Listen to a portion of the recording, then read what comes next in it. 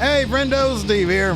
Hey, Larson. Now, welcome back to Going In Raw, the only pro wrestling podcast you need to be listening to. And it's WrestleMania week, baby. That's right. A whole 5 days, I think, of streaming at night for us, starting tonight with the Smash Zone at 6 p.m. Pacific, 9 p.m. Eastern. Tomorrow night, SmackDown, the go-home episode of WWE Weekly Programming before WrestleMania. Saturday morning at 10 a.m. Pacific, 2 p.m. Eastern. No, 10, 11, 12, 1 p.m. Eastern. Stand and deliver. And then, of course, WrestleMania Nights 1 and Night 2 as well. So be sure to join us across both our big platforms. Don't yawn. You can't yawn yet, man. We haven't even really started. Already tired, what can I tell you? Oh, my goodness. So anyway, should be a lot of fun. We're going to be hunkered down here doing all that kind of stuff, same as always. So be sure to hang out with us for all the festivities. Not going to be just to cut anybody off. Are you guys going to do any GCW? Are you going to do any collective? No, we're not doing any of that stuff. What we just said is what we're going to do. And that's it. The Ring of Honor show looks really good. I'll probably watch it in my spare time. I'll probably next put it on week my TV sometime. Here while we're watching SmackDown. Just kind of keep an eye on it. There you go. But we're not going to do a watch along of that. But it looks like a really fun show. So good luck to everybody there at Ring of Honor and have a good show. Yes. So on today's episode, we're of course going to talk about last night's AEW with a heel turn from Bryan Danielson. I guess it's a heel turn. I mean, he was crying about his family before, which usually is a good guy thing. Yeah. And then it looked like he was going to save Kenny, but he didn't. Kind of to the surprise of nobody. The crowd, as soon as he hits the ring, was literally just saying, no. Right, yeah. Because everybody knew it was coming. Right, exactly, yeah. So we're going to talk about that. We're going to talk about Adam Cole's big return to the ring. We both watched All Access, Werner Herzog documentary style expose on AEW's backstage stuff. That'd be rad if Werner Herzog did that. That would be pretty cool. The documentary, the WrestleMania. The WrestleMania, AEW, the world the of professional wrestling. I know. Probably the most interesting thing, this little tease, is the last shot of the end credits when you see Tony Khan yelling, "Damn it! God damn it!" Oh, I didn't even see that. Yeah. Oh, man, that's hilarious. Yeah. Something. All right, well, we're going to talk about all that. I didn't write any notes. We're just going to give our general thoughts on it. Yeah, good. So we're going to talk about that stuff. We also have a little bit of WrestleMania news. Just really briefly, though, Larson, we have to, as much as it sort of boils my blood in particular, give a congratulations to the new Going In Raw H champion. But you know what I love about this? It was broken to me through SoCal Uncensored, not the tag team, but the SoCal wrestling website. It's been around forever. Has been around forever. Back when we were living in LA, when we were roommates in the late 90s, early 2000s, that's the site we would go to for all the local pro wrestling stuff. And yesterday I was like, okay, well, somebody from SoCal Uncensored was there at the show, at the Dark Arts Entertainment show. And Cal Jack successfully got that title via gut wrench to Simon Miller, the Simon Miller, and became the new H champion after 4 years of being H champion. Bruno S. Brain, yes. Bruno S. Brain. Bruno might have had a couple more defenses, though. Simon Miller, who's just an absolute class human being. Just a great dude. Absolutely nicest guy on the planet, and hopefully he'll get a rematch at some point. But for right now, Cal Jack, who, as you guys know, I know maybe some of you who don't pay attention to Action Coast Wrestling are pro wrestling endeavor.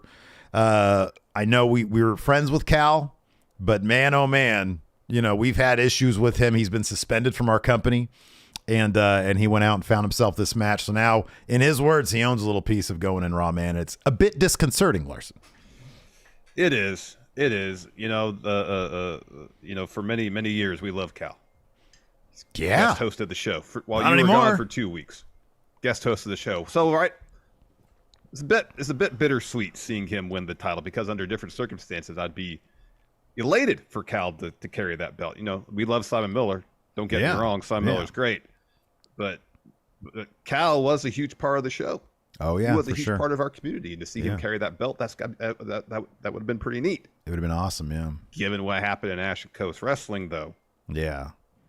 It's a bit bittersweet, yes. One thing I do appreciate about the big man, though, is that moments after he won the title, he slapped his own sticker on top of that dumbass Adam Mayhem sticker. So I'm happy about that, but I'm not so happy, so we got to figure this out, man. I don't know what he's going to do with that little piece of going in Raw. But I feel like he's sticking it to us. Oh, he most definitely is. Most definitely sticking it to us, man. What could have been a real celebratory moment, again, under different circumstances, is a situation where he's just trying to.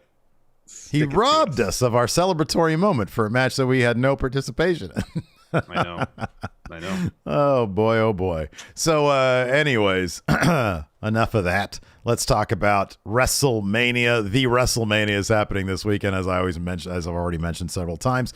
WWE announced the lineup for nights 1 and 2 of this weekend's WrestleMania, and here they are. Night 1, what is this? John Cena and Austin Theory is listed as the main event? Well, it's listed as the top match here, yeah. Top bitch. That's listed at the top, and the graphic of Cena and Austin Theory are on this as well. Also, Charlotte Flair versus Rhea Ripley. That really should main event the actual show. The Usos versus... Continue, sorry. The Usos versus Sami Zayn and Kevin Owens, which if it wasn't for Rhea Ripley having won the Royal Rumble and that match really should main eventing, then that storyline-wise should probably main event. But whatever, I think the Rhea Ripley match should. Becky Lynch, Lita, and Trish Stratus versus Damage Control is also on night 1. Seth freaking Rollins versus Logan Paul. Ray versus Dom is night 1. And then Braun Strowman and Ricochet, the Street Profits, Alpha Academy, and Viking Raiders all in that showcase match for nothing. Just, I guess I would assume whoever wins that might have a say in terms of being number 1 contenders, perhaps. But as of now, that's not official, which leaves, of course, main event night 2, Roman Reigns versus Cody Rhodes. Also on night 2, Bianca Belair versus Asuka. The Intercontinental Championship match, Gunther versus Drew McIntyre versus Sheamus. Edge versus Demon Finn Balor, Hell in a Cell. Brock Lesnar versus Amos, Big Man Time. And then, of course, the showcase match for the women's tag division, Liv and Raquel, Natty and Shotzi, Ronda and Shayna, Sonya and Chelsea Green. So, What do you make of this, man? So, considering that Cena and Theory, who had been previously announced as night 1 opener, not main event, opener, somewhat surprising to see that match listed as the headliner on the graphic, at least. But Sean Ross Sapp tweeted out shortly before we started that WWE clarified to him that Cena versus Theory will still be opening the show. So it seems like they were organizing these graphics in terms of putting that top matchup WWE saw as most star power. Biggest draw, sure, yeah. Cena's that. Yeah, sure. Yeah. Speaking of surprises, Nick Khan promised more surprises at WrestleMania during appearance on ESPN's First Take today. This is what he had to say. These transcripts come to you from Fightful. Quote, expect a bunch of surprises. There's more to it, not just that. That's what we were known for. This is WrestleMania. We pulled some out of Royal Rumble here at SoFi Stadium, Los Angeles, 2-night event. We have to make it big. Yeah, man, absolutely. And then, speaking of surprises, here's something less surprising. PW Insiders reporting the sources have informed them that Vince McMahon will be in attendance at WrestleMania this weekend. Oh, my God. He's running things again, man. He's running day to day. He's going to be there. That's why Cena and Austin Theory are headline night 1 now, right? Yeah, absolutely, man. And then he's going to come out, eat a really bad AA, or an A-Town down. You imagine Vince eating that? Ooh, he'd probably break his hips. No, he'd blow out his quads again. No kidding. Interesting stuff. But yeah, I don't know. It'd be interesting. Did Sean Ross Sapp go into any more detail in terms of what he believes is going to? Just a tweet saying that's still opening night 1. No idea what's going to main event, huh? Night 1. Yeah. I mean, I'd imagine it's going to be Rhea and Charlotte until we hear otherwise or see otherwise. Yeah. If that's the case, if they're going to main event, even more so, I want to check out Rhea Ripley's entrance, man. Because they go huge on these things, and especially this WrestleMania, they're going to spare no expense with everything about the show because they're trying to get this company sold. Yep. Yeah. Yep. Anyways, make this the largest spectacle they possibly can. Yep. Here in our YouTube chat, by the way, shout out to new YouTube channel member Justin Reed. Thanks. Justin gets access to the Friendo WrestleMania Predictions Challenge. That's right. The form is going up very soon. You could become the new Big Red Champion. Just join us on the Patreon, patreon.com/Steven Larson at $5 and up, or click that join button on YouTube. You get access to the Predictions Challenge and, of course, our weekly bonus episodes. So shout out to all the new and returning YouTube channel members and our new patrons. We really, really appreciate it. Also in our YouTube chat here, Vasco says, I thought this was a Dynamite review. Well, you're in luck. We're about to do our Dynamite review now. So Bryan Danielson returned after, I guess, going to see his family and being like, yeah, that's good enough. I want to go back to work. And then he head back to AEW and he saw his buddies beating up on Kenny Omega. He was like, yeah, I want a piece of that. So he beat up on him too and flexed while he was doing it with a big old smile on his face. Yeah. This Blackpool Combat Club Elite storyline's 2-3 weeks in. We still don't know what Don Callis is up to. Is he behind Blackpool Combat Club and their heel turn? You could cite some evidence of that. Is he up to something else? Well, is it just a situation? Is it just a situation where amongst babyface the Elite, he just doesn't know how to fit in? So my take is, sorry, I want to make sure that you're done there. Done. So when he got popped by the Blackpool Combat Club, I was like, oh, well, that puts that to rest. But then the camera panned down and he was bleeding. And that was Hardway, though. It looked like it might have been, yeah. But it was. Apparently still, was, yeah. Oh, really? God, that was a nasty gash. Yeah. Oh, my God. Do we know what he actually got cracked on? Like, it wasn't the fist, was it? It was selling the forearm and it probably just turned into something. And oh, my God. Anyways, how do you get jumped into the Blackpool Combat Club? How do you join the Combat Club? You bleed in. Yep. But if that was just meant not to be the like a thing where he bled a bunch, then maybe that wasn't the thing. I was reading too deep into it, I guess. I don't know. But yeah, what's Callis up to? Are they crafting some sort of super complex story? They're like, oh, you guys want stories, do you? Fine, I'm going to craft some, I don't know, Machiavellian narrative here. I don't know. Yeah, there we go. I mean, in my mind, it'd be pretty interesting if Callis had his own group. He's been recruiting Takeshita. Yeah, right. Say Jay White's coming to AEW. Then you have Blackpool Combat Club versus the Elite versus Knife Team Pervert. Switchblade. Yeah, right. Ooh. Yeah, I don't want Jay White in AEW. I just like the Blackpool Combat Club versus. No, I think it'd be kind of more interesting if Callis was still aligned with Kenny and the Elite, but he had his own motives and that's sort of keeping Hangman at bay. I don't know. I have no idea. I really have no idea. That's why I mentioned that part of it. Or the one explanation for Don Callis' behavior is the situation where, like, Kenny and the Young Bucks, hey, we're good guys now. We're trying to patch things up. At least the Young Bucks are with Hangman, and Don is like, well, I'm still a shithead. I want to do shithead things still. How do I fit into this babyface crew, and I still want to be a shithead? We've never really seen. I mean, we probably have, but I like the idea of everybody else has their attitude changes, right? Like, oh, we're good guys now. Because how do you really explain Kenny being as cartoonishly villainous as he was during his title reign, and then now he's soft Kenny Omega, right?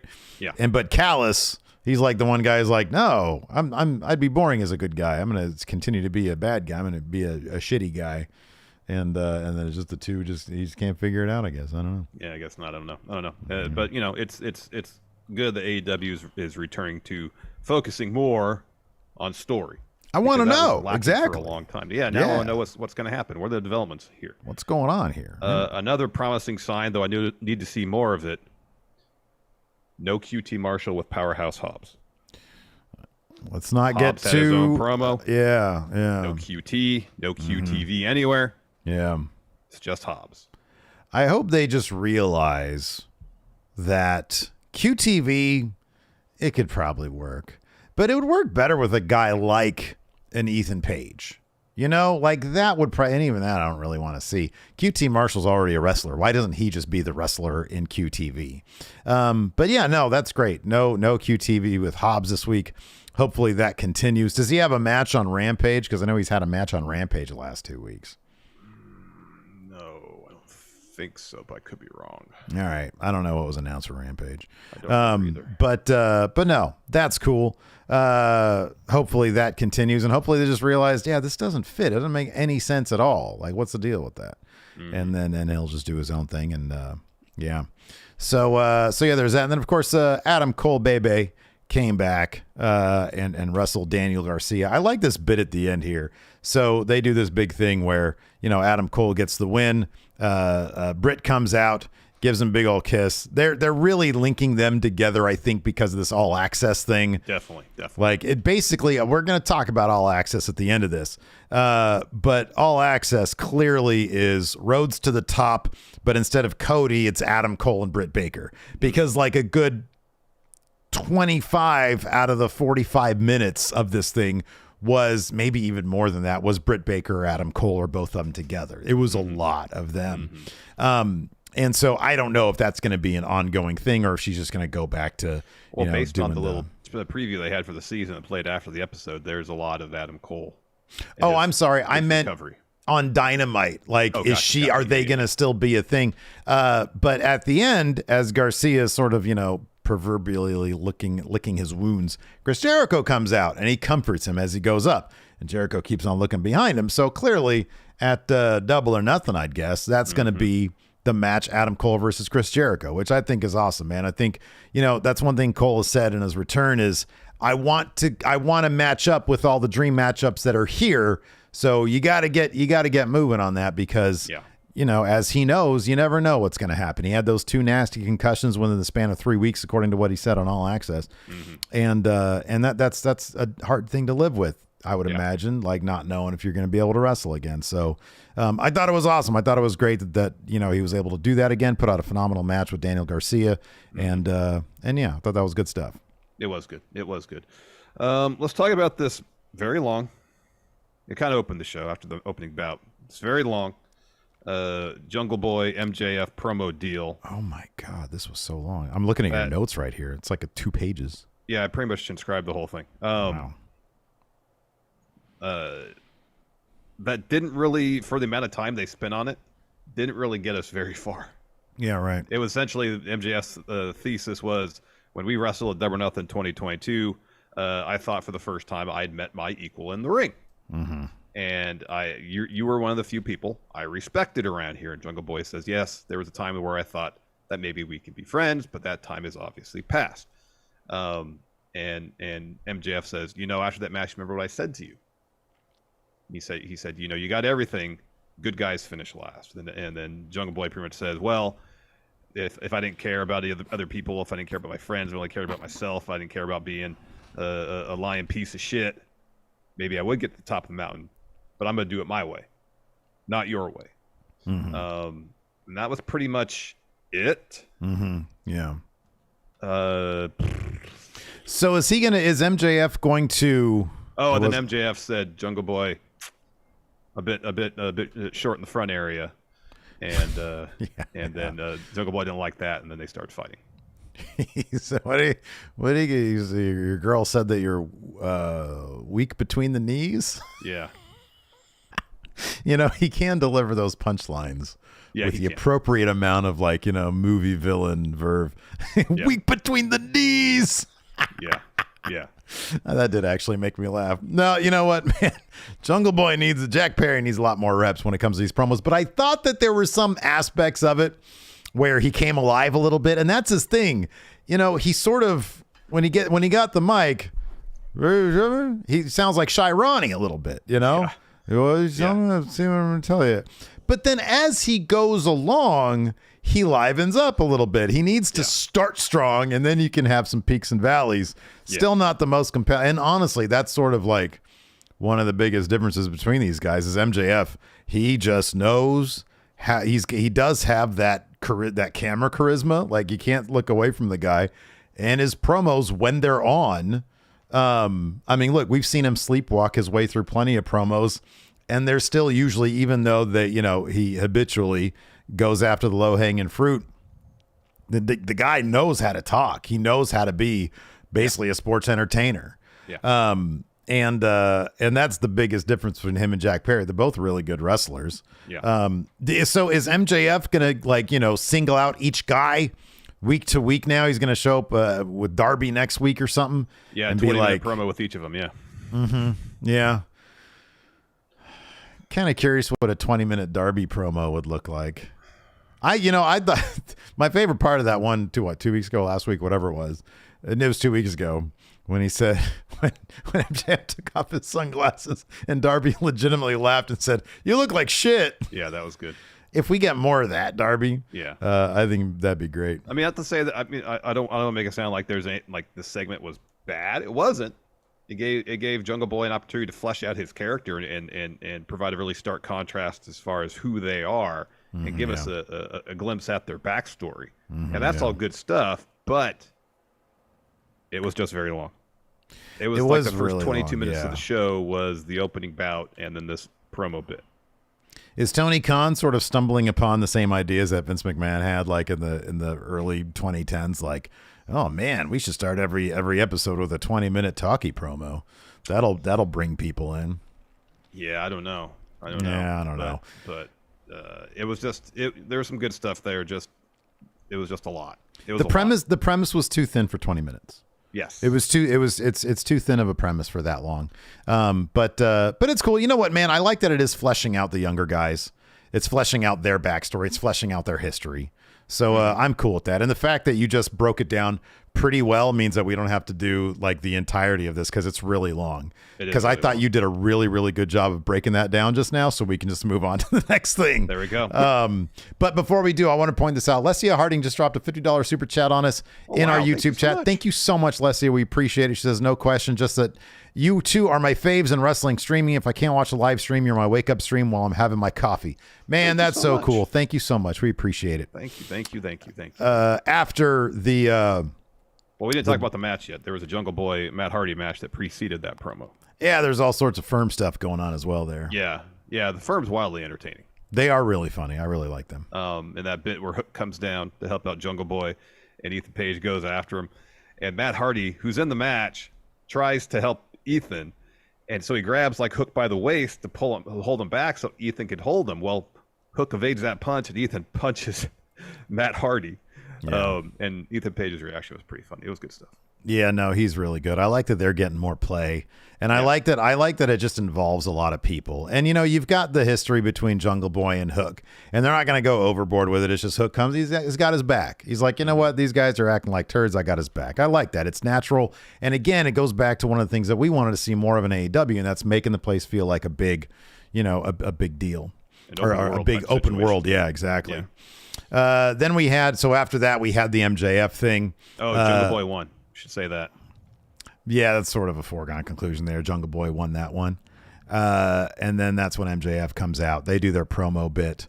And then, like you said, when MJF said Jungle Boy was weak between the knees, he took him down.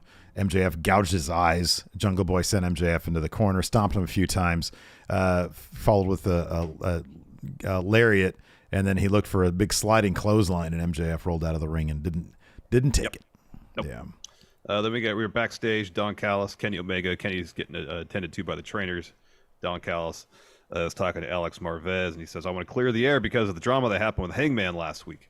He says, "I grabbed Hangman's wrist, and he's a very powerful guy. So when he broke free, I lost my balance. I feel very foolish, but it's my fault. My question, though, Kenny, is why would you automatically assume that your friend Hangman Page attacked me? What is your relationship?" But Kenny just matter-of-factly says, "Well, he's punched you before." And so Don continues. He says, you don't have time to worry about these trivial matters. You just come off the greatest match in history, Dynamite against Vikingo last week, and you're going to do it again tonight against Jeff Cobb. You need to focus on that. I'm going to take care of Hangman. I'm going to apologize." So he leaves the dressing room. Yeah. One little tiny note for AEW production: don't rely on the microphone. On the handheld microphone, the interview microphone. You know how WWE does it? This microphone don't do shit. They have a boom. They got a boom guy, and Kenny can be a bit. When Kenny is a good guy, he's a bit of a low talker. And this happened again later on. I forget with who. There was a few audio issues here on this one. But if you only rely on the microphone stick, you're going to lose it because people are bouncing off each other back and forth. Yep. Somebody's audio is not going to come through. You got to boom that. Anyways, after that, we had 2.0. So 2.0 are trying to recruit the Acclaimed into the JAS. So they had a night out. They took in a hockey game. They had dinner together, shared some milkshakes. And Parker says, you know what? It all boils down to this. Are you guys in or are you out? And then Bowen's like, look, not tonight. We're having a great time. Let's worry about that next Wednesday on Dynamite. So that's when they're going to get their answer. And I suspect it is no. No. Yeah. Then we had Dalton Castle and the boys taking on Blackpool Combat Club. This match didn't last very long because Claudio, what? The biggest heel move to me is denying us a full Dalton Castle and the boys entrance in the ring, the entire thing where he does the cool cape thing. Yeah. The peacock stuff. Oh, man. Dude, I am so delighted whenever I get to see Dalton Castle, man. Heck yeah. Whenever we get to hear him drop a promo. Oh, he's hilarious. He's so good. So dang funny. Yeah. So anyways, Mox, Claudio, and Wheeler attack Castle and the boys during their entrance. They're just wrecking them ringside. Eventually, Claudio brings Brandon Tate into the ring and just absolutely destroys him. Wheeler's out there with Brett Tate. Mox has Castle on like a choke on the floor. And then Claudio eventually hits a huge Ricola bomb to get the win. And then Blackpool Combat Club just leave through the crowd. Yeah, they came, they wrecked, and they left. Yep. After that, remember when that was Tribal Chief's first new catchphrase when he came back? Show up, wreck everybody, and leave. Yeah. That stuff's funny to me. After that, we had a Kenny Vikingo video package, followed by a Kenny Jeff Cobb video package. Boy, oh boy, that was a good match. But before that, we had a Hangman interview. Marvez asks, how are the Young Bucks doing? He says, they've been doing better. Nick's got a separated shoulder and Matt's bicep is partially torn, but they're home this week and you'll assume they'll heal, right? And Marvez said, who did this? And he says, who did this? Are you serious? It's Blackpool Combat Club. Of course it was them. And then Callis steps up and he said, Paige says, who the hell invited you? Callis says, look, I deserve that. Listen, I grabbed your wrist, you pulled it away, and I lost my balance. I'm very embarrassed. I told Kenny I would come make this right. I'm truly sorry. Why would I want to get between you and Kenny? I sincerely apologize. I really do. He offers his hand to shake, and then Paige is considering it, but then the Blackpool Combat Club, and they start attacking Paige. Now, what I noticed, they're really attacking Paige the entire time. Callis has his hand out, still looking for the handshake, and maybe he's just so shocked that this is happening, but maybe not. Maybe not. But because then they stop the attack, and Mox turns towards him, and Callis still has his hand out. Yeah, right. I know. But then Mox attacks Callis instead, and he gets his glasses off his face first, and then forearm. Yeah. And then Claudio picks up the glasses, and I'm like, God damn, Claudio looks like $1 million with those glasses. I know. You should wear those cool rose tinted glasses. You should. Totally should. Yeah. Then we got Jeff Cobb versus Kenny Omega after Cobb makes his entrance. Tony Schiavone's backstage and informs Kenny that the Blackpool Combat Club have laid out Don Callis. And Kenny's like, oh, I got a match. I got to focus on that. So he walks for his entrance. And we got his New Japan theme. Oh, man. More United States title matches in AEW, so I get to hear that theme, man. It's so great. It's so great. I love that shit. Another thing that's really great, this fucking match. Oh, my God. Like, you have to appreciate at least that Tony Khan's like, you know what? Things were a lot cooler back when Kenny Omega was just having banger-ass matches every week on TV. Because they're really good. This match was fucking awesome, dude. It was really good. It was really good. So Kenny had he didn't have the full-on rib tape, but he had the actual tape. The rib rock tape. Yes, the rock tape. Yes, that's what's called, on his ribs. Of course, that's the target. Jeff Cobb was working that. Kenny would string together some offense of it, but like Cobb would just have to like hit him in the ribs, and then, Kenny had to kind of start over. At one point, Cobb hits a V trigger and is looking for a one-winged angel. Kenny escapes that. He looks for a one-winged angel himself. His ribs give out. So Cobb's looking for Tour of the Islands. Kenny escapes that, hits a pair of V triggers, and then gets Cobb up for the one-winged angel to get the win. It's a really fun match. Kenny selling not being able at first to get Cobb up, who's a big dude, for the one-winged angel. It had me believing he's got to win this in a different way, right? Yeah. And then when it was clear how effortless he got him up there, I'm like, oh, God damn, Kenny's such a good seller. He got him up and then almost did a lap around the ring. He was walking around the ring. Yeah. Yeah, it's crazy. I was like, he did such a good job convincing me. Oh, he's not gonna be able to get him up. He's gonna have to like V-trigger him to death. Yeah, but then after the match, after he hits it, he's barely able to stand up. Kenny is. Yeah, right. Like he could barely get to his feet. And so Blackpool Combat Club coming through the crowd, they surround the ring, they all get in the apron, and I feel bad for Bryan Danielson because I feel like this is supposed to be a huge pop. They started the music, but they didn't put up his video package. So there's no reaction from the crowd when he came out at first. None. Yeah. But anyways, he comes to the ring. He's yelling at Blackpool Combat Club, get down from the apron. This isn't what Blackpool Combat Club is about. And so Bryan goes over, and the crowd realized what's about to happen. They're all just chanting, no. Yeah, no, right. No, don't turn heel. So Bryan goes over to Kenny, offers his hand to help him up. And some of the crowd is like, yay, he's not turning heel. But a lot of people are like, no. Most people know. Yeah, exactly. Yeah. So Kenny takes it. He gets up, and Wheeler gets on the apron. So Kenny chases after him. And while he's dealing with Yuta, Danielson's just priming for that knee plus. He's in the corner and he starts like doing the jog in place thing. Yeah. And the crowd's like, no, come on. It's like Roadrunner before he started running. Yeah, exactly. Yeah, he's got to build up that momentum. Yeah. And so Kenny turns around, whoop-ah. Yeah. B plus right to the face. So then the rest of he puts him in the yes lock. Blackpool Combat Club hit the ring. They start stomping on him. Nakazawa and Cutler try to make the save. Blackpool Combat Club fends them off really easily.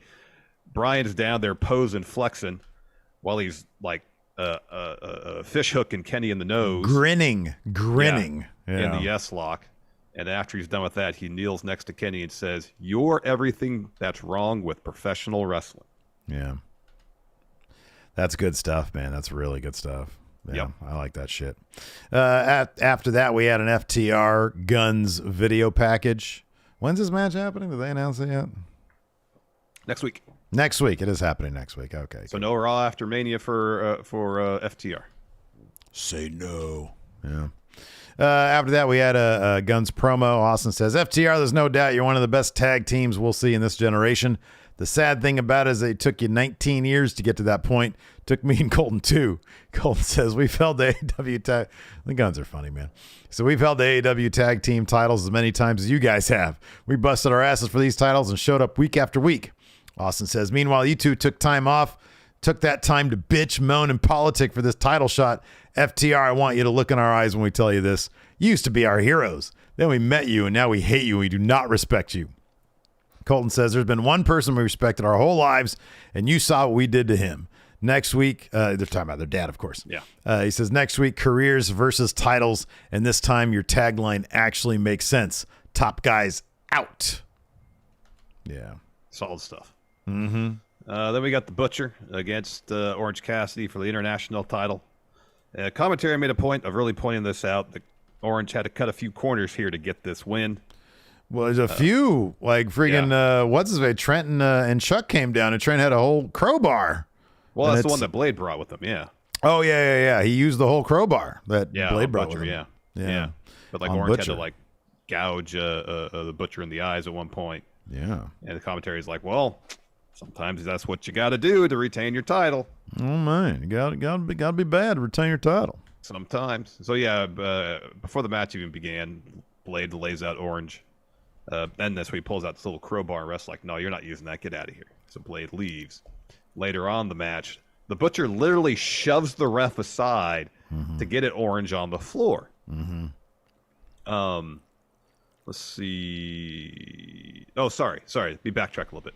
So Orange is calling for the Orange Punch, and Butcher's selling in the corner. He's grabbing the ref like, oh, I can't get up. Help me. So Blade slides in the ring, hits Orange with the crowbar. Butcher follows with the backbreaker. Orange kicks out. So then Trent and Chuck run to ringside to take out the Blade. And that's when Butcher basically throws the ref aside to get out of the ring. And then Trent picks up Blade's crowbar, hits Butcher with it. Butcher's back in the ring. Orange hits the Orange Punch and beach break to get the win. Yep. Good stuff. After that, we had a Jade Cargill promo talking about Tanya Valkyrie. She said, this Tanya girl's a huge problem here in AEW. Not only did we serve her a cease and desist, she ignored it. Not just that, she used my move on my baddie, and not just that, on my lawyer. This is truly an outrage. Sterling thinks Tanya broke his nose, so this week he brought his legal processor and says if Taya uses Jaded on Friday for Rampage, they will serve the processor with an official court order and will sue her. And Jade says, Taya, you think you're the only goddess? Understand that I am the goddess here in AEW. After that, we got a Willow versus Ruby match. This was a solid bout. I like that they were really playing up their history together. I like that they booked Willow hella strong here. They did. She kicked out of what, like 2 of the, what is it, No Futures? Is that No what they're Futures, called? yeah, in a row. Yeah. But like at one point, Willow's got the upper hand, and Ruby's like, "Oh, come on, we're friends." Mm-hmm, yeah. And Willow lets her guard down a little bit. Mm-hmm. And that allows Ruby to take advantage. And then later on, Ruby's like, "Hey, fist bump me." Mm-hmm. Willow's like, "No, whoop-ha." Whoop-ha. Yeah. Yeah, fun bout. So the finish here sees Ruby looking for Destination Unknown. Willow reverses to a backslide, gets a 2, hits a huge pounce, that sends Ruby off the ropes. So she's looking for her finish, the Doctor Bomb. Saraya gets on the apron. Saraya interfered a bunch earlier on this match, a ton.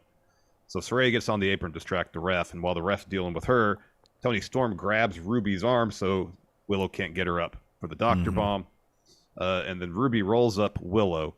Toni grabs Ruby's feet when they're on the ropes to give it a little extra leverage. Ruby gets the win. Mm-hmm. So then Outcasts attack Willow after the bell. Ruby brings a chair in the ring, wraps around Willow's leg. Riho and Sky Blue come out to make the save, but they're eventually overwhelmed by the Outcasts. So Saraya is getting ready to spray paint on Riho, and Jamie Hayter runs the ring. And she takes out everybody, helps up Riho, and then Riho does the discount double check because they got a title match next week. I forget who it was, but when Jamie Hayter came out, what a head of steam she had. Oh. She swung for the fences on that clothesline on, I think it was Ruby, I forget. And Ruby was able to, whoever it was, got out of the way. But she like blasted up against the ropes with it. It was really cool. That's the kind of energy you like to see, yeah. Heck yeah. It was pretty awesome. Oh, it was meant for Tony. Thank you, R. Lopez Ortiz in chat. Thank you, R. Appreciate Lopez it. Ortiz. After that, we had a Powerhouse Hobbs promo. He says, March 24th, 2023 is proclaimed Powerhouse Hobbs Day, but the Book of Hobbs already proclaimed that I was going to crash into Wardlow's world. Who's the man who beat Phoenix, Penta, and Christopher Daniels? Just like the Book of Hobbs states, this TNT title will never leave my waist. Who do you think his next opponent's going to be? It'd be cool if it was Pac. Oh, that would be cool. Yeah, that would make sense. That'd be cool. That would be cool. Yeah, that'd be a good match too, man. Mm-hmm. Where's Pac? Where's Pac been? When was the last time we saw Pac? In the United Kingdom. Yeah, probably. You busted. Got my cat back there. That big dummy just knocked out. Yeah, her eyes are closed. Oh, to be a cat and sleep 20 hours a day. Yeah, right. Anyways, and then we had our main event: Adam Cole versus Daniel Garcia. Hell of a match here. Big reaction. What do you think of Cole's jacket? It was pretty fancy, huh? It was pretty fancy.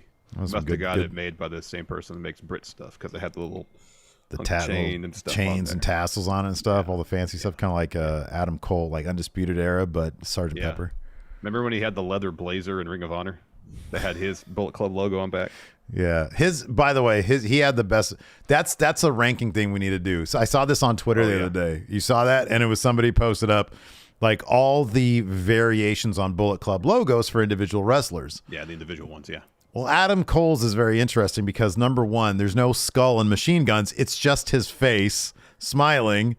Yeah, and then it just in Bullet Club lettering in the font, it says Adam Cole. It doesn't say like Cole Club or anything like that. I thought it said Bebe Club. I'm almost positive it just says Adam Cole. so yeah, no, that's best Bullet Club. It's like right there, you just put yourself on it. Yeah, no. Boom. You know who actually has, and this pains me to say it, the Rock Hard Club, the Juice Robinson. I really like that shirt. Unfortunately, it's a Juice Rob. Wait, didn't Juice have a promo in this episode? He did. He had a video promo. Oh, I totally missed that. Yeah, he was. Yeah, I was going to point out because his vascularity was on point.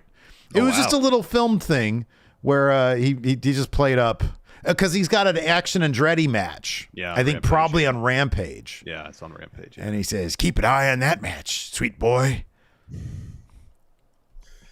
You know, I like Kenny Bullet Club shirt because it's all 8-bit. Yeah, that's a good one. He also has the, I think he had, or maybe it was just a straight up Bullet Club one. It was like a Terminator one that looked like Chrome. Yeah. I like that a little bit less. The 8-bit one was good, though. Yeah, the 8-bit one was pretty neat. Nice to have. Are you surprised he doesn't have a Twitch channel? Kind of. Maybe he's like, maybe he's like, I go out and do the wrestling. I do that to entertain people. And I play video games. That's for Kenny. That's for Tyson. Right. Tyson plays the video games. Well, that's what it could be his Twitch channel. I mean, Tyson plays. Maybe. Let's talk about All Access, man. What were your general thoughts? We didn't even talk about this match, really. It was really good. Adam Cole, like early on, Daniel Garcia hits Cole with a pile driver, and the first thing Adam Cole does is grab his head, roll out to the floor. yeah, boy. And so the rest check it on him. Dynamite rolls on, and every time Adam Cole would put some offense together, Garcia would do something to stop it. At one point, Garcia ducks the boom, hits some 12-6 elbows, locks on a choke. Cole reverses that to a roll-up, hits a kick, looks for Panama Sunrise. Garcia evades that, instead locks on the Dragon Tamer. Cole gets the ropes there. And then Garcia hits another pile driver. Cole kicks out. Garcia runs into a super kick. Cole hits Panama Sunrise, lowers that knee pad, hits the boom for the win. And then Britt comes to the ring, gives Adam Cole a hug, a smooch, and confetti falls. And that's when Chris Jericho makes his way to the ring, and he's like checking on Garcia, helping him out, and then kind of giving Cole some side eye. I just texted you that Adam Cole shirt. It's even better than I remember it. I know, it's great. Oh, it says baby on the bottom. It says baby, but there's still 2 machine guns there. There are. But he had that logo on the back of his leather jacket. Yeah. I'm not a fan of the leather blazer. It screams confidence man to me, you know? Yeah, no. Or Hitman. Or Hitman. Yeah, or Hitman. Yeah. I'm with you there. Now we can talk All Access. I can tell you're eager to discuss it, Steve. Well, I got some thoughts on it, but I want to hear yours, sort of your overview. What are your general? I mean, obviously thoughts? The stronger stuff was the stuff that was more based in reality, which was Austin, Adam Cole. Yeah, right. Yeah, on his road to recovery from his concussions. That was obviously the most interesting stuff, and it was interesting to see them talking around Brawl Out during the Young Bucks interview segments. Yeah, right. And seeing how people reacted to them coming back was kind of interesting. But yeah, there were some cringy moments where it was like, Tony Khan's revolutionary. Oh, I know. I know. We started a revolution here. And then you like this the bit early on where Britt is talking trash about Thunder Rosa. You're like, all right, how much of this is manufactured for the show? Especially they have a preview for another episode where come on, Ruby, like that. Ruby is beefing with Ty Mello because of the broken nose. Yeah, so here are the things that I really liked about it. The Adam Cole stuff I thought was really, really good. I thought Britt's stuff was, number one, it was an overwhelming majority of the show. And I think that her actual story of being a dentist while being a pro wrestler is the most fascinating aspect of her. It's just it's what you said, it's real life stuff. The Adam Cole stuff felt very real. And I think it was. I just honestly think that maybe they had him recreate some conversations. For example, the one with Samson, with the doctor, right? About getting cleared. Maybe that was a recreation, or maybe they were like, hey, we're going to have cameras here, with you in attendance. But like the whole conversation with Britt and everybody in the hallway, which felt like it went forever, about Thunder Rosa. Because in the next episode, I think they're going to have Thunder Rosa. Yeah. And it's so manufactured because like nobody talks that way. Like when's the last time you and I were in the car? I'm talking about the Young Bucks segment right now. And I said, hey, how are you feeling? I know. Conversations don't really start like that. Well, they got a producer in the car with them, and they're like, hey, can you talk about this during this segment? Yeah, right. How do you want us to start? I don't know. Ask how the other one's doing. It's your first match back in 2 months. Right. Yeah. Some of the stuff I thought that was really interesting was, or more interesting, was Sammy Guevara. And I don't know if he went to Tony and was like, hey, can we get me back on track with the crowd not always saying how much I suck. Because he cries several times in this, and then in the previews for the future stuff. I actually thought the stuff with him and Ty Mello was actually pretty damn interesting. And I wonder, it's like, man, if you would presented yourself in this vulnerable manner or this real a manner on your vlog, maybe people wouldn't hate you so much just by gut instinct. And I wonder if he regrets any of that stuff. And, you know, because I think it hamstrings him a bit as a character. He's dug himself in such a hole with fans. Like the dude, he is a phenomenal wrestler. I think he's come a long way on the microphone as well. And as a character, where a year ago he was just unbearable because he was so one-dimensional. But yeah, no, it was a lot of it just came off as so manufactured. But I mean, so did Rhodes to the Top. And if they're going to give us a facsimile of what it's like, it's certainly not. And I'm sure there was plenty of stuff in Breaking Ground that was manufactured. But like, you know, Cal said the stuff backstage where he got released, that wasn't manufactured. You know, they had cameras everywhere, and you could tell a lot of that stuff was realistic. That's still, to me, besides like Wrestling with Shadows, you know, which was clearly like, you know, all as fly in the wall stuff as you can get probably from a wrestling documentary. Yes. Right. But from one that's like fully authorized and produced by the company, Breaking Ground is still like the top in my book. Yeah, it really is. But I don't know, like it'll be interesting to see if, you know, they're able to, I don't know, focus group this or get some analytics that show, you know, the more realistic stuff is much more the interesting aspects of it. You know, I agree, but you know, you and I are wrestling fans, so yeah, we're going to watch Dynamite regardless. If this show is for people who might not be as interested in wrestling, but they happen to come across it. Like my wife does not watch wrestling, but she'll watch Total Divas. That's a really good point, actually. Yeah. So there's certain tropes that are associated with reality shows, whether they're focused in the world of wrestling or not. And, you know, you got to contrive some drama for there to be some tension in the show. Yeah. You know, while we think it's really interesting and really fascinating, Adam Cole going through the journey to his recovery from those concussions. Sammy Guevara tried to kind of rehabilitate his image on the show. That's interesting stuff, how the Young Bucks interact with people backstage as wrestlers and as executive vice presidents. We as wrestling fans find that really interesting. And I'm sure on a human level, people who might not watch wrestling can appreciate Adam Cole's story too. Yeah.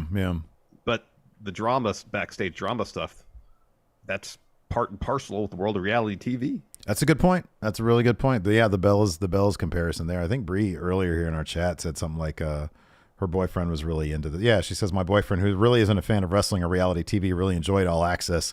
So she says, I guess that's a win for AEW. AEW wins again. Oh man! Speaking of winning again, WCW won week 2 of our My GM series. And man, I'll be honest, I edited this thing. I hate editing, but it's pretty damn good. Like there was a lot of entertaining stuff going on in this week's episode. It's available right now at Friendo Club Wrestling. It's our YouTube channel. The Hell in a Cell match that I had, how much did you include any of it? Because it was like a half hour of us the AI trying to go through the cage, and it just wasn't happening. So I went from me asking you, are you sure you want to do this? Because the last man standing match was really good last week. And you're like, nah, we've already seen a Gunther match. Let's watch this. And I remember in the back of my mind, I was like, dude, these things are probably going to be AI nightmares, but whatever. Maybe it'll be fun. I don't care. Wins and learns, yes. Yeah, exactly. And we can all edit it afterwards. So I go from me asking you, do you want to do this or the other one? And he said, no, let's do this one, to a card that says 33 minutes later. Because I actually hovered above it. I was like, oh, wow.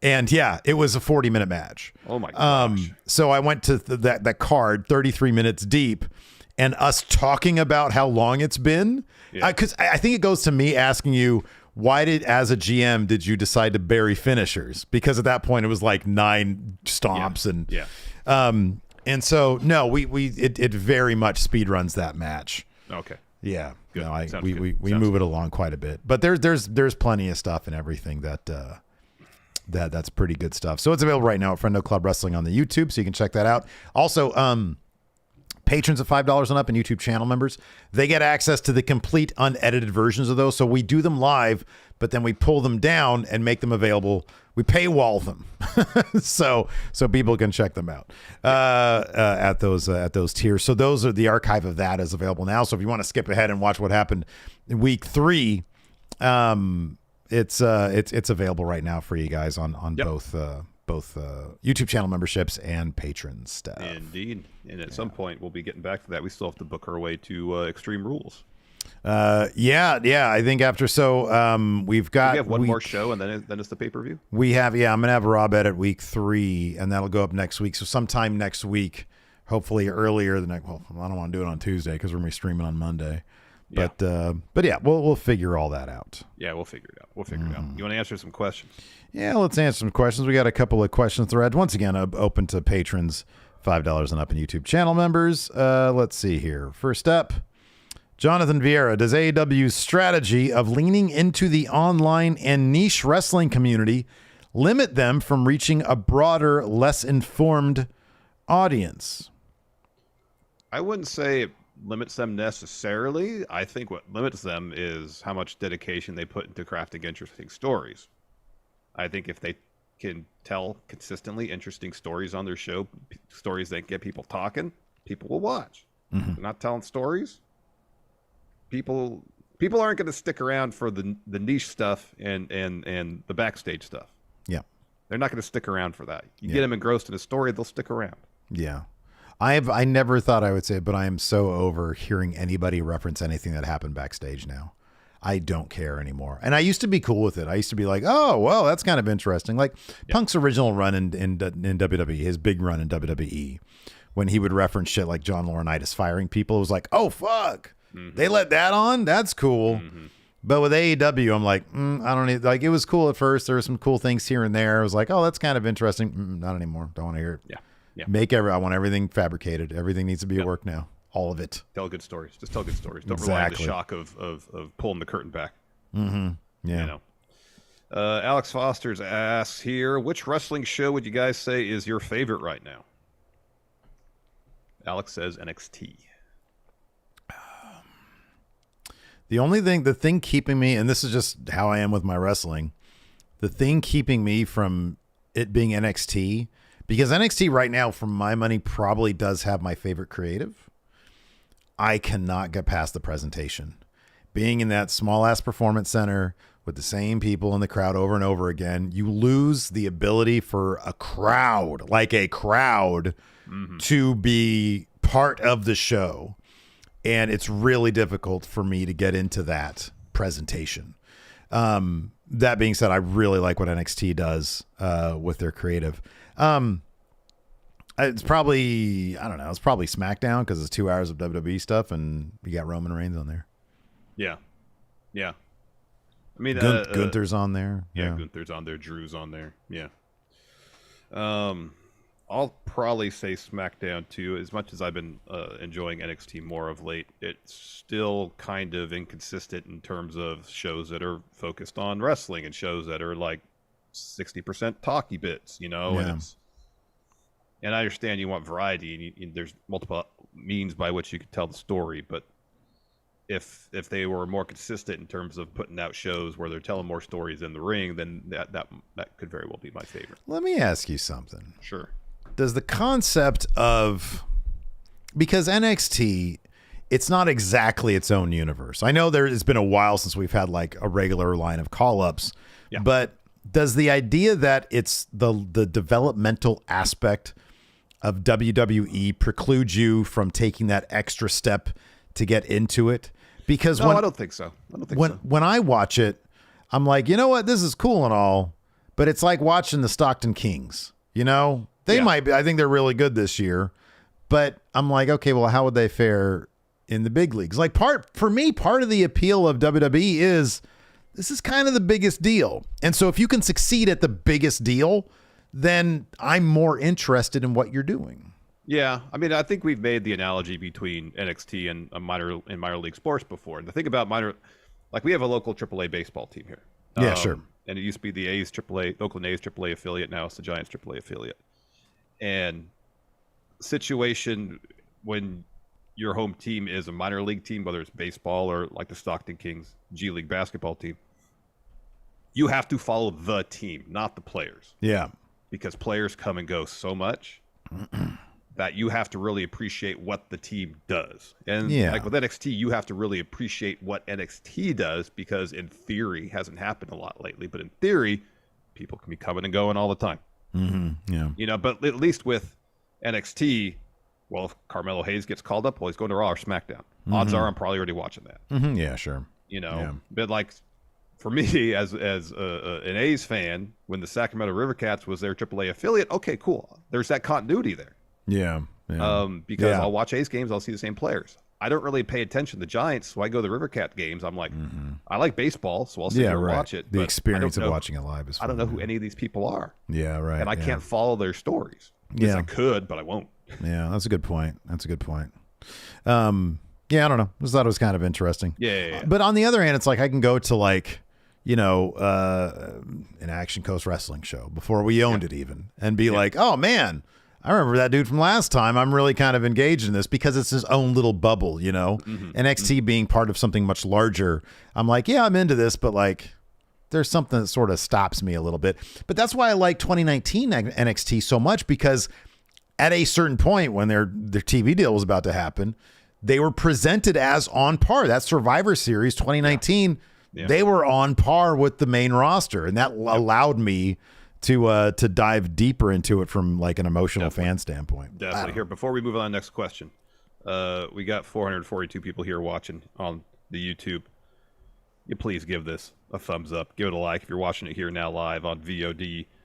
However, whenever you're watching it, please give us a like. Absolutely. While you're at the channel, yeah, hit that sub button. Hit that sub button, man. Absolutely. We're trying to get back to the road to 200,000. I know. It's like actually making some gains of late. Scratching and clawing our way there, man. Anyways, moving on. Guardian Ape says, with arguably the best overall roster of wrestlers in the industry and the mediocrity of the production being put out, how come Tony Khan doesn't get as much criticism compared to the later years of Vince with a much less talented roster? I think Tony Khan gets a lot of criticism. Yeah, I think so. I think he gets like a ton. Yeah. So I kind of disagree with the premise there. Yeah. Dirty Rich here asks, if it's even a possibility, what can AEW do to help wipe the stains that CM Punk has left on the company's name since Brawl Out? I don't know. There's like, that's a bit, I kind of disagree with that premise as well. I think that their problem had much more to do with, I mean, they're 2-degree injuries, but also just they stopped telling stories. If they had just kept on telling awesome stories in the wake of the CM Punk stuff, nobody would have given a shit. Well, people still have been interested in it because it's backstage drama and wow, there was a fight. Oh, and I mean, I don't think the Punk programs, blew up at the presser, yeah. The product wouldn't have been as criticized as heavily as it has been. Oh yeah, no, that's for sure. Cameron Bartolazzo says, do you buy this hot take? Kenny versus Cobb was better than Kenny versus Vikingo. Better story going to the match and had stakes with the title on the line.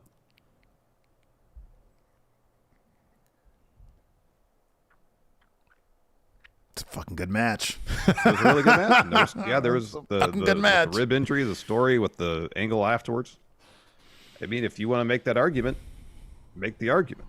I don't think that's a super hot take. I really don't. I think that part of the Vikingo thing was that like there was the whole hubbub of who is this guy, you know, and then he shows you who he is, and it's like, oh shit, this guy's really good. So expectations, I think, for a lot of people were like, who is this guy? So they were kind of low, and then when he just blows you out of the water with amazing stuff that he could do. Dude, even being somewhat familiar with his work, because we've seen him wrestle a number of matches in AAA, he was pulling out stuff against Kenny that I hadn't seen him do. Clearly, he was saving this for a big spotlight like this. Yeah, like that's what I kind of feel is the deal. Yeah, it definitely feels that way. Yeah, but yeah, I don't know. In a vacuum, which match was better? I don't know. You could make the case that Cobb versus Kenny Omega was a better match. Sure. Yeah. You know. I mean, here's the thing: wrestling is an art form, and one's appreciation, enjoyment of said art form is subjective. Mm-hmm. Watch what you like. Mm-hmm. Absolutely. The Blind Mask says, how would JR take care of the Punk and AEW drama? So people say, or I'm sorry, JR has said that he expects or wants Punk to come back to the company. And you know, the idea is JR, who is, you know, former talent relations guy. Mm-hmm. How would he have these talents relate to each other? All right, now here's the deal. This is what you do. You take a cracker and you put it down on the floor. No, not at all. Absolutely not. Cody here says, Ring of Honor Media Call News, Tony Khan has an announcement on next Dynamite. After FTR wins, he's going to announce that they signed new contracts. I got good news, everybody. Do you like FTR? I like FTR. They're ours now. FTR is AEW. They're going to get another graphic. Yeah. FTR still elite. Are still elite. Still elite. Have any more over there on the Patreon? Because I'm out on plenty. YouTube. Michael Spurlock here asked, what match do you think will steal the show WrestleMania this weekend? What WrestleMania match? Yeah. Okay. Mitch. Mitch. What's going to steal the show? What is I think people aren't expecting just a banger match from Ray and Dom. I think people are going to be talking about that match. Mm-hmm. We got a super chat here from Cletus that says Cody should squash Roman. Like a growth hormones versus Minoru Suzuki match. Oh, wow, man. That match really did break my heart. That really did. Shavon asked, with the way Adam Cole was booked last night, seems like big things are coming to his way. Could he be a believable name to take the title off MJF down the line? Absolutely. Yes, 1,000%. I'd actually be surprised if it wasn't him. They gave him confetti on a return match. So yeah, I know. Yeah, I could see that. So obviously, they have huge things in mind for Chug. So I would be pretty surprised if, at the least, he wasn't in the world title picture. At the least. I think by the end of the year. By the end of the year, I could see that being the case. Yeah. Luis here says, now that the Mania card has been announced, would you move any matches? I assume from night 1 to night 2 or vice versa. I always liked your idea of having Usos and like the entirety of the Bloodline story on one night on night 2. I thought that was kind of cool. That was neat. But otherwise, I don't know. Rhea Charlotte should main event night 1, so that's fine where it is. Yeah. I guess, putting Cena and Theory in the same day as Rollins and Logan Paul might feel, because it's too. Cena's a wrestler. I get it. He's like Mr. He's a WWE, celebrity now. But he's a celebrity now. Yeah, I know. He's a celebrity now. No, otherwise everything seems fine. Yeah, I don't know. One thing I might have done is move the Hell in a Cell match to night 1. And then, I don't know what other match put on night 2, just because the Hell in the Cell match is going to be long. Yeah. And so was Roman and Cody. Oh, you got that right. So you run the risk of having the 30-minute Hell in a Cell match or 25-minute Hell in a Cell match that's going to sap the crowd a bit, have another match or two, and then another 25 to 30-minute match that people, for the most part, will be sitting around waiting to see what happens at the end. Well, you know what? I'll sort of piggyback on that one. The thing about the Hell in a Cell is that half the match is going to be theatrics. It's going to be, their entrances are going to be very elaborate. The Demon's going to take his sweet time and do the hand thing, and it's going to take forever before you actually get some match. Yeah. Jeremy Marquez, if you were to move Carmelo Hayes to the main roster right now, would you have him on Raw contending for the U.S. title or SmackDown for the Intercontinental title?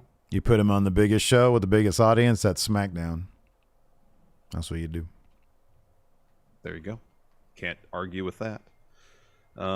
Stan here asked, does it seem like AEW and Tony Khan is trying to use a WCW model of weekly TV and just trying to pop weekly ratings as opposed to building long-term retention, which is why they have great random matchups week to week? Well, Tony Khan... Sorry. It really made me think that when JR said in the podcast regarding Punk that controversy creates cash. I mean, people have asked Tony Khan about that. And he was like, yeah, I mean, you'd get these great surprise matchups on WCW that didn't always have a story, but there were stories otherwhere on the show. And the problem, Dynamite and the last year, kind of beginning of this year, was you'd have those random cool matches. Problem was you didn't have the stories to really suck you in. Yeah, he relied far too much on the randomness of matches and not on stories. But I do feel like this week, I mean, if we run down this card right here, Jungle Boy versus Matt Hardy. I don't know. Were they even feuding before this? I don't know. But at least they brought in some storyline elements to it with Hook coming out. You had let's see here, Dalton Castle and the Boys versus Blackpool Combat Club. It just furthered Blackpool Combat Club being bad guys. Jeff Cobb versus Kenny Omega. I'm not going to say no to that match. I mean, they set that up in New Japan at New Year's Dash. Yeah, and you got Forbidden Door coming up, so you got a little bit of teasing of that kind of stuff. The Butcher versus Orange Cassidy has been kind of an ongoing thing. Willow versus Ruby was nothing but story there. And then Adam Cole versus Garcia setting up Cole versus Jericho. So it can all be kind of justified. You know, it's not like Action Andretti versus Konosuke Takeshita. There was like the Takeshita days when it was like, it's just another cool Takeshita match with another prominent guy in AEW that we know is going to win against Takeshita. So like that was the kind of stuff I was like, oh, it's cool to see that match because he's a good wrestler, but it's like there's no story behind that, you know? Yeah. So I feel like they're doing better, man. It seems like hopefully they're turning a corner. You know, there's still issues obviously, but hopefully heading in the right direction. Skylar asks you, Steve, could you turn around on Juice Robinson if he goes full over aggressive asshole like Dom? Yeah, probably. That's kind of what Juice is now, right? You know, that's dude, what the rock hard gimmick is. The thing about Juice is that there has been times when, look, I'm easy, man. Make me laugh, make me giggle, you know, and I'll come around to it. When he says silly things like, "Hey, sweet boy," that shit kind of makes me laugh. So I don't know. I'll probably come around to Juice Robinson. Not gonna lie. But because he's an interesting character. He's an interesting looking dude, and he's got a funny way of talking. But he's just never come across to me as like somebody that is like threatening at all or interesting in any way, shape, or form. But it just takes one thing for me to grab onto, and I'll be like, oh man, yeah, he's cool. So it's possible. Yeah. Smartest man in the world here in Twitch chat says Juice is kind of close to being ironically good. And I kind of feel that a little bit, you know, it's like, oh, okay. If you don't bore me, I'm cool with it. You know, I've just found him kind of boring in the past, but if he keeps on saying silly stuff, I'll be cool with it. You know, I got no problem evolving my thoughts about wrestlers. We can finish on this one. It's from Dragon Spaghetti. It says, hey, Friendo's been a listener since around Mania 31 when I got back into wrestling fandom in college. I lapsed for a couple of years again after I started seeing my soon-to-be wife, but I got back on the bandwagon prior to Mania 38 and have been fully invested ever since. I'm so glad that Going In Raw is still alive and well, and now that I'm not a broke college student, happy to be a patron to further support the best pro wrestling podcast in the biz. Anyways, just wondering what your thoughts are on the first episode of All Access, which we talked about, but it's nice to see that Dragon Spaghetti with us for a while, moved on, come back. It's very much appreciated. Yeah, no, absolutely. Yeah, 100% for sure. Anyways, that's going to do it for the show today. Thanks everybody for tuning in tonight at 6:30. We'll go back to 6:30. 6:30 Pacific. Didn't we do 6:30 last week? We always do it at 6:30. Well, some weeks I'm like, you guys want to do a little earlier? Just 6:30 works great. Yeah, 6:30 is awesome. So keep your Twitch notifications on. Dig into your email settings if you need to see that they're on. We don't do it on the YouTube because it would immediately come down with all the copyright stuff we do on there. There's no way we could do it on YouTube. So if you're watching us on YouTube, I understand sometimes people just don't like the Twitch. If you want to have some fun with us, it's always a good time. And then we also we put the link up like later on. Like usually I'll always record it and put it up on Streamable and I'll give you guys the link as YouTube channel members. So you can also get it there. But yeah, watching it live with us is always a lot of fun. We just watch a bunch of random shit. Tonight's going to be no different. Yup. So thanks for watching, everybody. We appreciate it. Till next time, AEW wins again. Goodbye, everybody.